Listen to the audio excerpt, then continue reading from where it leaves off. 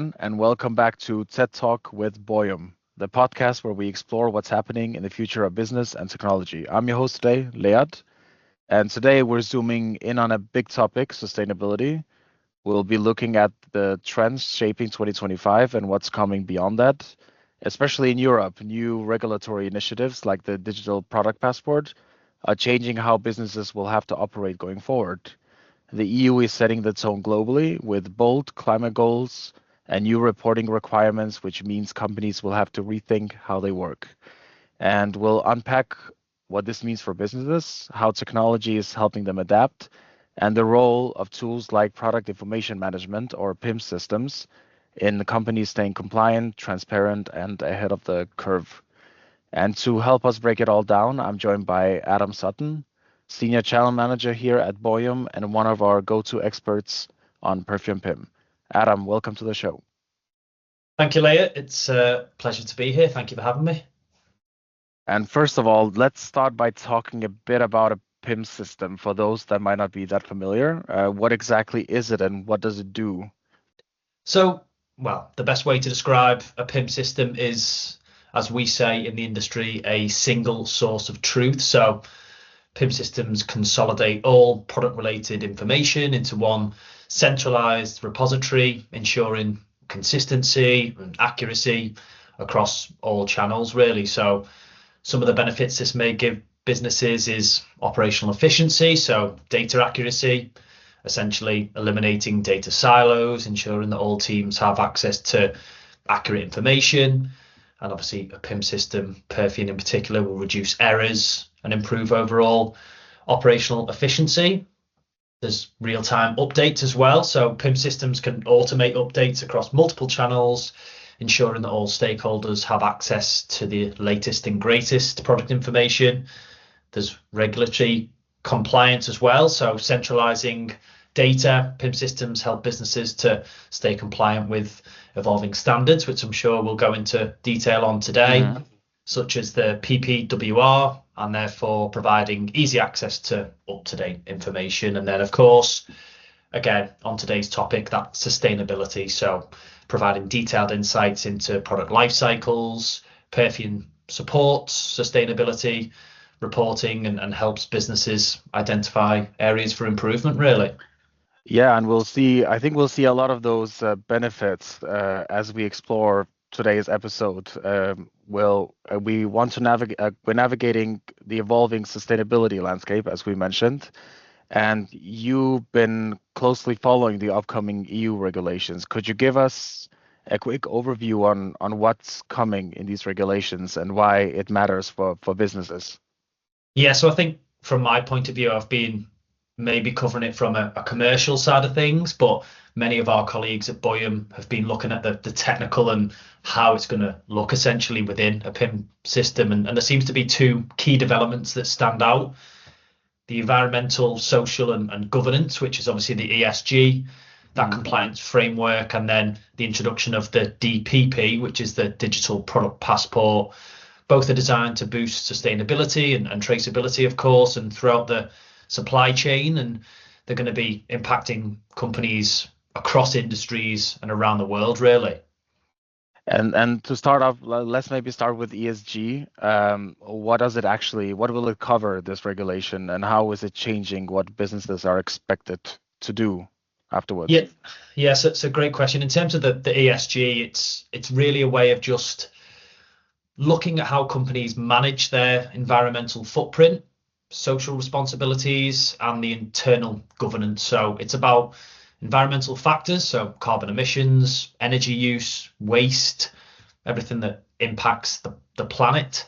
There's obviously social, so how companies treat their employees, support the likes of communities, and of course ensuring human rights and so on. And then finally the governance side, so transparency, leadership, accountability, and ethical decision making. So yeah, what's important, these aren't just nice to haves actually, and over the years I've had many conversations with partners and prospects around PIM and why it's a brilliant solution, but still maybe a nice to have. What Perfume's going to be able to do is incorporate these features, which aren't just nice to haves. These are EU regulations such as the Corporate Sustainability Reporting Directive, and businesses will be required to collect and disclose this information in a structured and reliable way. And we believe that structured and reliable way is through PIM. Yeah, and just like you mentioned, like at this point, it's not just about you wanting to do good, which is of course still important as a business, but now with these new regulations, you have to sort of stand by your word and you have to really prove and show that you are meeting these new regulations, right? Yeah, exactly that. And that's where things obviously will get challenging, so to speak. You can say you're sustainable, but you can't just say you're sustainable nowadays. You need to back it up with real data. The revised packaging and packaging waste regulation, which is part of ESG, that mandates detailed tracking and reporting of packaging materials. So you can centralize that data with a PIM solution. You can make it easier to comply with the transparency demands. And then you can, of course, identify areas for improvement. And yeah, and this transparency demands, I think that brings us nicely to the digital product passport. I think a lot of people in the industry have heard about it now, and it's just around like the implementation is just around the corner, isn't it? So could you maybe explain a bit about how that will work? Yeah, definitely. It feels like another string in the bow of PIM and the PIM industry. And the DPP is a digital representation of a product, essentially. So it includes details about where that product comes from, what it's made of, how it can be reused or recycled, the entire life cycle, essentially. And the goal is to make that information accessible to everyone, from obviously suppliers to partners to end customers finally. And initially it's being rolled out for specific industries such as batteries, where these batteries are coming from, and how we can obviously do better with products like this at the start or at the end of their life cycle. But it's soon going to extend to the likes of textiles, electronics, and eventually more. So it's sort of like companies will have to provide a sort of sustainability resume of a product that customers can then access. Yeah, I think resume is a really good use of word. Actually, it's companies that need to collect, manage, and share a lot more detailed information, and do it consistently, which is, of course, really important, not just for us as businesses, but us as the planet. Yeah, I can see how that's quite a big game changer for businesses. It's quite a lot of information they will have to collect. And one thing I'm wondering is that with all of the complicated supply chain some products have and all the data that comes from that, I'm curious about some challenges that businesses could face. Could you maybe go a bit into that part?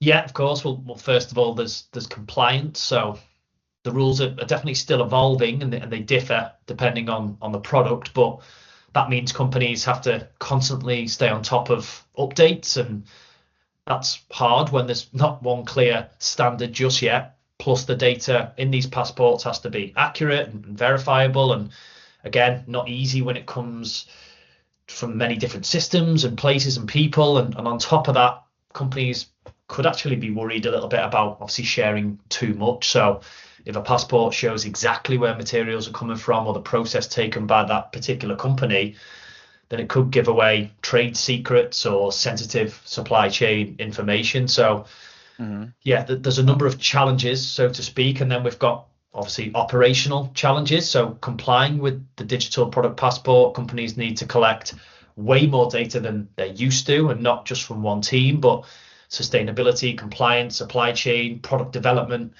all of them need to work together really. And that's a lot of coordination.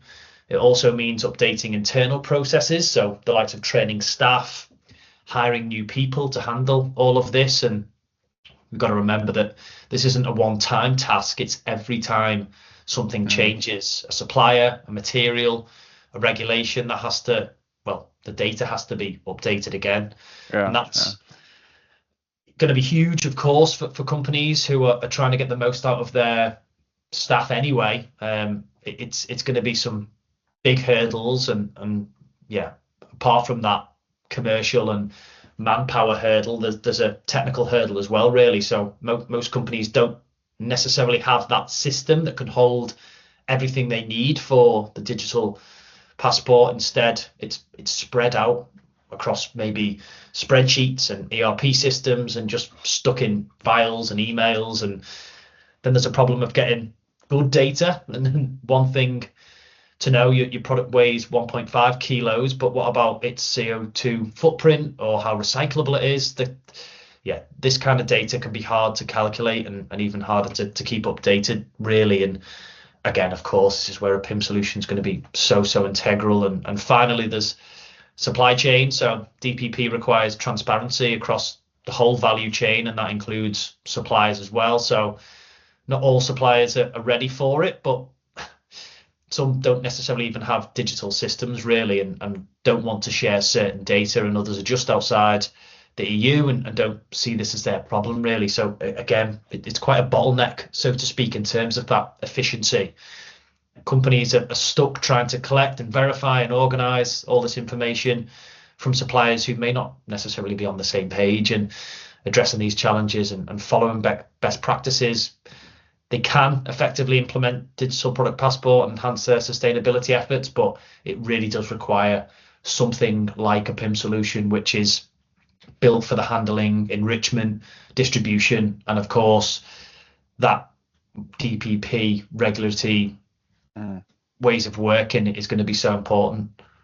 And that's also kind of what I wanna get into now, is like all these challenges. If like how could if companies were to implement the product information management, how could it help solve some of these challenges that we just talked about? Yeah. So again, a robust PIM solution can make a huge difference in preparing businesses for these regulations. So first of all, probably as I mentioned at the top of the podcast, it's about centralizing everything. So instead of having that data scattered across different platforms and teams and suppliers, a PIM brings it all together into one place. That means when it's time to create or update a digital product passport, you're not chasing down 20 different spreadsheets that you don't know which is the latest and greatest. You've already got what you need in the form of structured data, which makes it easier to prepare for all requirements around the DPP. Yeah. You've got quality and consistency. So our PIM solution has an inbuilt check and approval workflows, the likes of Boolean switches, completeness indicators. It can only be passed downstream when it's reached a certain level of completeness.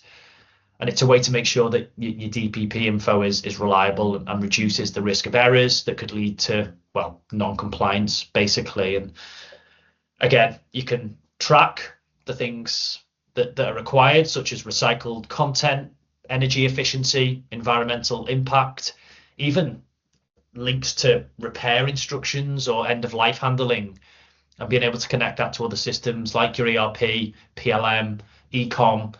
It's all connected and it all feeds into the passport. Then we have supplier collaboration, as mentioned before. So it allows to submit data directly through secure portals or structured templates that make it easier to collect, validate, integrate supplier info, and you can even control who sees that. So sensitive data will stay protected. And then, of course, Perfian is built for change. We know it's going to evolve over time. New product categories are going to be added, the likes of data fields. And of course, a good PIM solution can adapt to that. You can add new attributes, templates, stay compliant without redoing your entire system.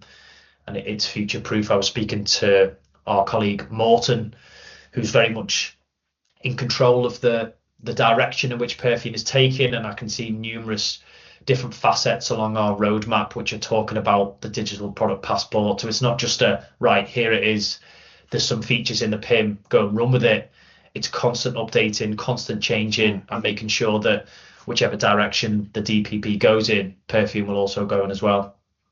I mean, yeah, I can definitely see how, even as you mentioned, like just having that data already structured and in place and having it all in one system, that can be like a huge thing to prepare for these regulations. Because then when these regulations do come, you have all the data that is required, and you have it's a much more like easier place to come from than if you have it scattered across different systems, right? So I can definitely see how that's a big I can see how that can make a big difference in companies preparing for these regulations. 100%. And again, it comes from there's there's a system out there that's ready to go with PIM, and it's quite interesting. I was having thought about, will there be maybe a new wave of software solutions called, I don't know, a DPP system or whatever it may be. But again, you've got a really well developed system with again, thousands and thousands of people using a PIM solution, and it's maybe just about moving the goalposts ever so slightly to be able to comply with these systems. And again, no doubt there'll be huge challenges as these rules get implemented, but people who are tackling this challenge head on right now and have their data already in a PIM solution are going to be much further down the line in terms of being better equipped to meet these requirements, and of course stay competitive in a changing landscape. Because again, you've got a huge remit day to day about getting your products from one place to the other, SKU to you, as I have coined it now, and the ability to get your products into the face of your customers. But you can't just do that willy-nilly now. It has to be done in the right way. Oh, no, definitely. And to sort of wrap it all up, I'm curious if you have any thoughts about where you see this evolving, like the sort of bigger picture of these regulations and PIM's role in it. Well, as I've just said, I think we're moving towards a world where product data is not just for internal use. It's not just a number of departments who are coming together to manage and enrich product data and then again fire it out to wherever they desire. It's actually going to become part of your brand. Consumers will expect transparency, and regulators will demand it. Having a solid PIM system in place is going to be a real key differentiator, really, and not just for compliance but for innovation and growth. And I think that comes down to, again, there's lots of companies. I went to an event a couple of weeks ago in Manchester, which had a talk from Patagonia, who obviously are a very well-known walking brand in Europe and obviously the UK especially. And their whole story is around sustainability, and that creates not just a loyalty, but it almost creates an audience that is so invested in how you go about things because you do it in the right way. And again, I think that's going to be hopefully a real benefit for companies, because that transparency will show how well they're working. And it comes down to the fact that if you've got a story to tell and you're telling it the right way, but you're also looking after how we work and live as a world, it's only going to be a positive. Yeah, definitely. And we can also see how a PIM like really helps companies also future proof their business in some way, because you have all these new regulations coming, and also just as your company scale and having all that data structured in one place, and it definitely creates a competitive advantage with having this transparency that both not only regulators but also customers demand, right? So 100%. And again, from my point of view, just to maybe talk about the bigger picture, it's a PIM solution is something that's obviously, as we say, that the single source of truth. It's of course a single source of truth for your products and product data and supporting documents and content, whatever that may be. But a PIM solution specifically like Perfian, which is so driven by this headless way of working or the ability to be integrated into other systems, you can have whatever ways in which you're working currently, whether it's an ERP, an e-commerce, a PLM, whether you do still have spreadsheets and you need to ingest that into a system like Perfian. That single source of truth is going to bring everything together, and that's a real benefit for the likes of analytics and reporting, and of course being able to know where and what and at any given time that the product life cycle is. And that's just a safety in the knowledge of when these rules and regulations do come in, is that you know where your products come from, where that material has been and where it's going, how you can make sure that that product data isn't just thrown onto your websites or thrown into your ecom or catalogs and printed content. It's ready and raring to go for the future, really. And you can make sure with the likes of Perfume that anytime one of those rules is updated, at the click of a button, or as soon as you do that within the PIM system, it's firing out this new up-to-date box checked information around the world if that's what your company does. And again, it's allowing people to grow sustainably, but grow really quite aggressively. Yeah, it's like a lot of interesting stuff, and of course, people are very much welcome to continue this conversation with you as well after the podcast, and you can maybe, Adam, give out like where people could reach out if they have more questions. Yeah, definitely. So I think something that's hopefully come across in this conversation is that, of course, we're really passionate about the next step for ESG and DPP and how Perfian can cater to that. And yeah, if anyone fancies talking further or again seeing more of what Perfian can do and how it obviously resonates with these particular regulations, then feel free to reach out on LinkedIn or via email. I'm sure my details will be as part of this video. And if it's not Yes. me, then I've got definitely some very clever colleagues who can also talk about the technical details on what is coming up in our roadmap. We'll definitely tag all of Adam's socials in the podcast. And I just wanted to say, Adam, thank you so much for joining us today and sharing these insights. It's definitely Top been man. very interesting. Yeah, thanks so much, Leia, and thanks for having me. It's been a pleasure. Yeah, thank you. And thank you also to our listeners. And for more topics, of course, in the latest business trends, don't forget to subscribe and join us next time for more tech insights. Take care.